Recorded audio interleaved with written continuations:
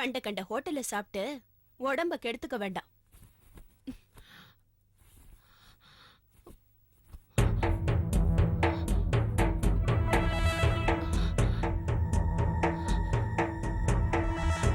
எப்பவாவது ஒரு முறை சாப்பிடுறது தப்பு இல்லம்மா,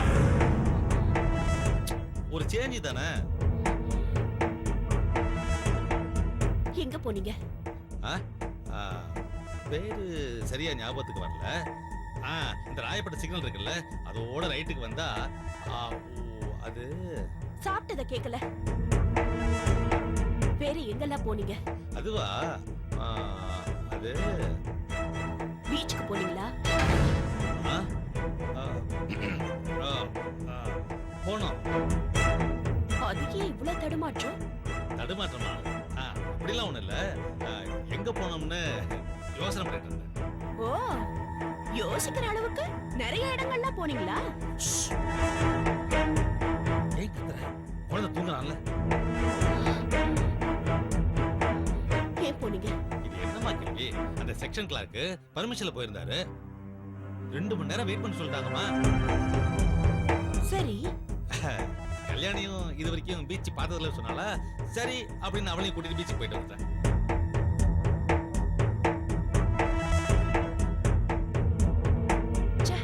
வர வர எவனும் ஒழுங்கா வேலையே செய்யறது இல்ல. யார திட்டுற? அந்த பர்மிஷன் போட்டு போனானே அந்த கிளர்க்க தாங்க திட்டுறேன். அவனை ஏன் திட்டுற? திட்டணும் தோணிச்சு திட்டினேன். இத பாருங்க, சீக்கிரம் வேலையை முடிச்சிட்டு உங்க அக்கா பொண்ண ஊருக்கு அனுப்புறத பாருங்க. பார்க்கலாம். நானும் கூடிய சீக்கிரம் முடிஞ்சிடும்னு நினைக்கிறேன். அப்படிதான் தோணுது.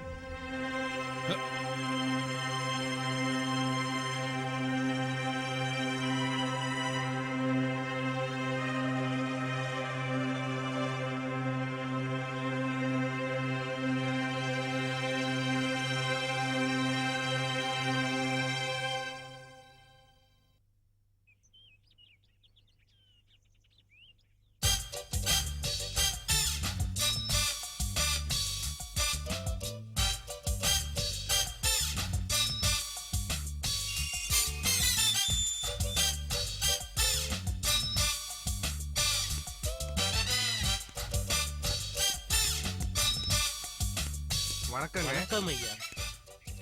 அருள்படை பவானியம்மன் சன்னதியை விரிவுபடுத்த திட்டம் தீட்டியுள்ளோம். எனவே தாங்களால் ஆன நிதி உதவியை அள்ளித்தந்து உதவ வேண்டும். உங்களை பத்தி நிறைய கேள்விப்பட்டிருக்கோம். இன்னைக்கு பவானியம்மன் புண்ணியத்துல உங்களை சந்திச்சதுல ரொம்ப சந்தோஷங்க. என்னை பத்தி அப்படின்னு கேள்விப்பட்டீங்க? அப்பா பெரிய பக்திமானு, அதான் தினமும் காலையில கோயில்ல ஒவ்வொரு சன்னதியா பாட்டு பாடிட்டு இருக்காரு. அவர் மகன் நீங்க, அதான் மனசுக்குள்ள பக்தியை வச்சுட்டு தொழில கட்டுறாரு. அதனாலதான் உங்க தொழில் அமோகமா வரணும்னு. ரொம்ப அதிகமா தான் கேள்விப்பட்டிருக்கீங்க. குடத்தில் விட்ட விளக்காய் உண்மை இருப்பதில்லையே, சர்வஜோதியாய் வெளியே தெரியத்தானே செய்யும். அது உண்மைதான். இப்ப நான் எவ்வளவு நிதி தரணும்னு எதிர்பார்க்கறீங்க? அதை கூறுவது முறை அல்லவே. தாங்களே யோசித்து முடிந்த நிதியை அள்ளி கொடுங்கள். நீங்க ஃபாரின்ல பிசினஸ் பண்றதா கேள்விப்பட்டோம். அது நல்லா வரணும்னு மனசுல வேண்டிட்டு தாராளமா நிதி கொடுங்க. அம்மன் பணி அகிலும் செழிக்கும் பணி அல்லவா? மனம் உவந்து நிதியிடுங்கள். கொடுக்கின்ற காணிக்கையின் அளவை இந்த நன்கொடை புத்தகத்தில் எழுதி ரசீதை பெற்றுக் கொள்ளுங்கள். சரி, இது வரைக்கும் எவ்வளவு வசூலா இருக்கும்? மொத்தமாக கூட்டினால் 35,660 ரூபாய் என்று நினைக்கிறேன். ஓஹோ, அப்படியா? இந்தாங்க, என்னுடைய பங்குக்கு இந்த 5,000 rupees வச்சுக்கோங்க.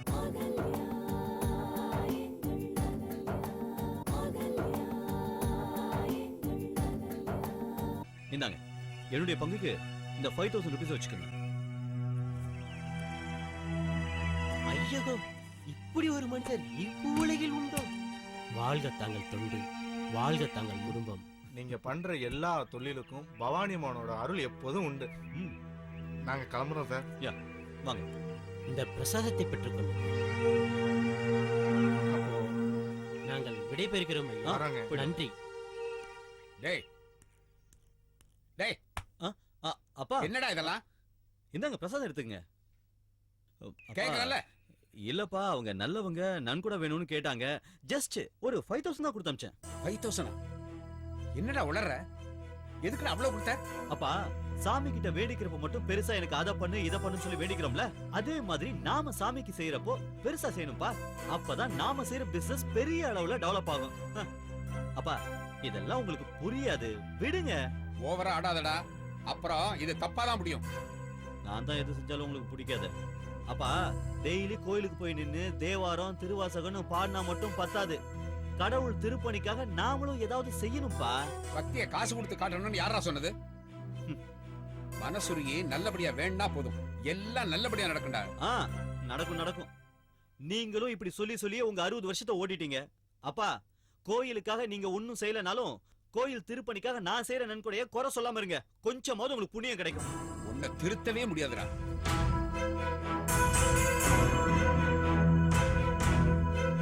வாசு யாரு என்னங்கிறது இந்த உலகத்துக்கு ஜெயிச்சாதான் புரியும், முக்கியமா உங்களுக்கு.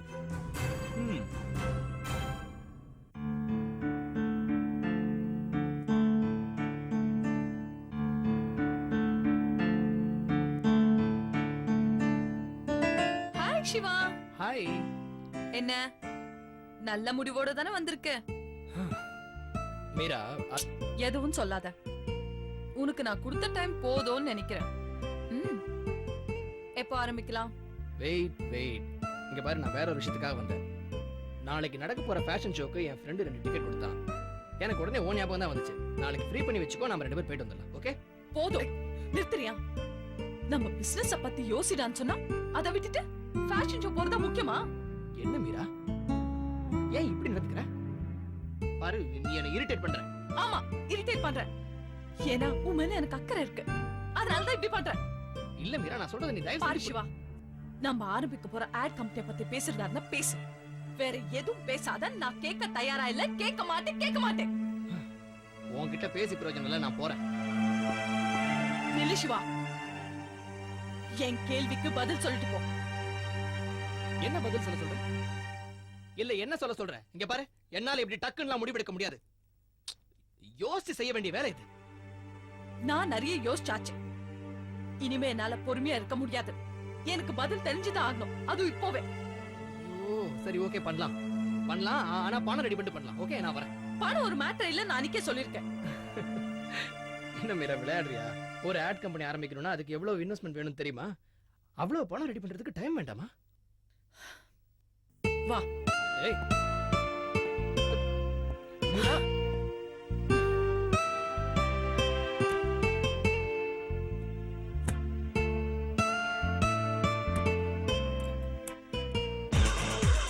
போதுமா? இன்னும் வேணுமா? சொல்லு, எப்ப ஆரம்பிக்கலாம்? இப்போ ஆரம்பிக்கலாமா? இல்ல மீரா, அது இன்னும் கொஞ்சம். இன்னும் என்ன தயக்கம்? ஆரம்பிக்கலாம் மீரா, சொல்லேன்டா. ஓகே, ஆரம்பிக்கலாம். நல்லா சொல்லு. எனக்காக சொன்ன மாதிரி இருக்கு, நமக்காக சொல்லுடா.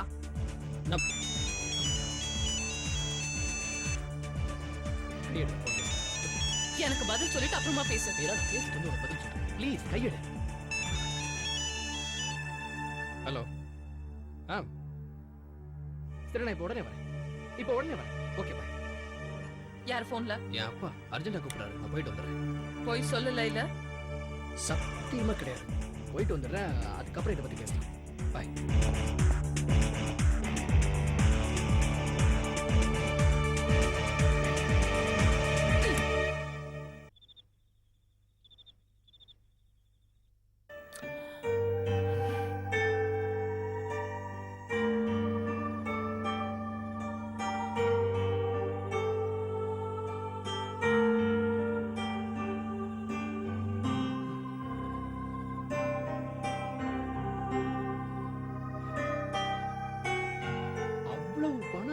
இருக்கும்னு நான் நினைச்சு கூட பார்க்கல. இன்ஃபேக்ட் அவ்வளவு பணத்தை பார்த்த உடனே எனக்கு ஆச்சரியத்தை விட அதிர்ச்சியா தான் இருந்துச்சு. டேய், நீ சொல்றதை வச்சு பார்க்கும்போது அந்த பொண்ணுக்கு ஏதாவது தப்பான வழியில பணம் வருதான்னு. கதிர், சட்டுன்னு இந்த மாதிரி தப்பான முடிவுக்கு வரக்கூடாது. ஆமா, எனக்கு தெரிஞ்ச வரைக்கும் அவ ரொம்ப நல்ல பொண்ணு. இன்ஃபேக்ட் மாடலிங்கே கூட ரொம்ப அசால்ட்டா ஒரு ஹாபி மாதிரி தான் பண்ணிட்டு இருக்கா. ஒருவேளை அவ பரம்பரை பணக்காரி கூட இருக்கலாம். நீ சொல்றது சரிதான், ஆனா அவங்க அம்மா அப்பாவை பத்தி உன்கிட்ட எதுவுமே சொன்னதில்லைன்னு சொல்றியே.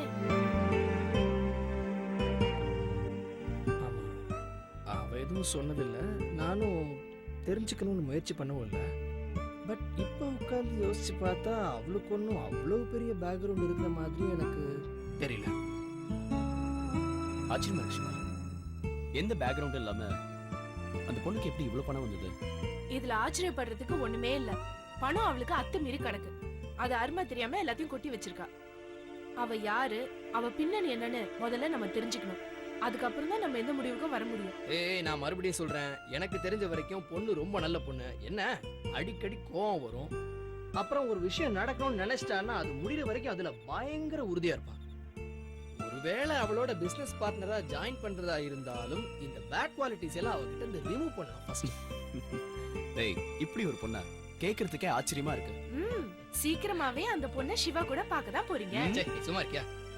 ஆனா இப்ப என்ன ப்ராப்ளம்னா, அவ அமௌண்ட்டை ரெடியா வச்சுக்கிட்டு உடனடியா பிசினஸ் ஆரம்பிக்கலாம்னு சொல்றா.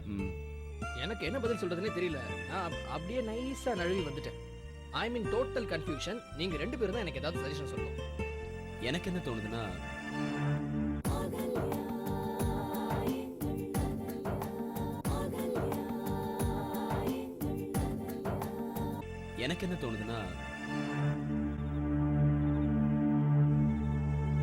அவளோட பர்சனல் லைஃப்ல தலையிடாம பிசினஸ் பார்ட்னரா மட்டும் இருந்துட்டா எந்த பிரச்சனையும் வராதுன்னு தோணுது. அண்டர்ஸ்டாண்ட்? அப்ப எப்படி அவளோட சேர்ந்து பிசினஸ் பண்ணுன்னு சொல்றியா? ஆமாண்டா, மோரோவர் நான் அப்படிதான் சொல்றேன். என்ன கதிர், என்ன பொறுப்பில்லாத பதில் இது? என்ன ஏதுன்னு நம்ம விசாரிக்க வேண்டாமா? அகல்யா, நீ ஏன் தேவையில்லாம குழப்புற? அவனுக்கு அவன் மேல நம்பிக்கை இருக்கு. இப்படி ஒரு வாய்ப்பை நம்ம ஏன் வேண்டாம்னு சொல்லணும்? ஐயோ, இப்ப பிரச்சனை சிவாவை பத்தி இல்ல, மீரா கிட்ட இருக்கிற பணத்தை பத்தி தான். யார் இந்த பணத்தை கொடுக்கறா, எப்படி இந்த பணம் வருது, பின்னாடி நமக்கு ஏதாவது பிரச்சனை வருமா, இதெல்லாம் நம்ம யோசிக்க வேண்டாமா?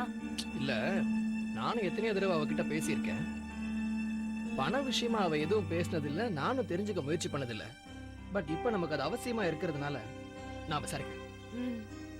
முதல்ல நீ எல்லா விஷயத்தையும் தெளிவா கேட்டுக்க, அதுக்கப்புறம் நம்ம கம்பெனி ஆரம்பிக்கிறத பத்தி யோசிக்கலாம். ஏய், இன்ஃபேக்ட் எனக்கே தயக்கமா தான் இருக்கு.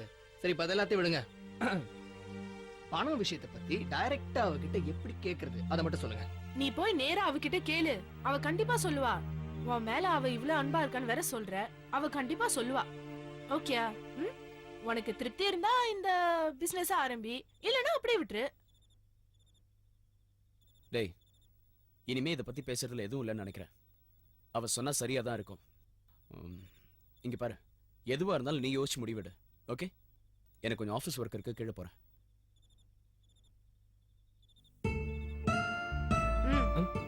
என்ன குழப்பமா இருக்கா? இல்ல, இப்பதான் கொஞ்சம் தெளிவு கிடைச்சிருக்கு. இந்த பாரு, நான் சொன்னேன்றதுக்காகவோ உங்க அண்ணன் சொன்னன்றதுக்காகவோ நீ எதுவும் செய்ய வேண்டாம், புரியுதா? நீ உன் மனசுக்கு எது சரின்னு படுதோ அதை செய். Okay? Okay. Good night. Good night.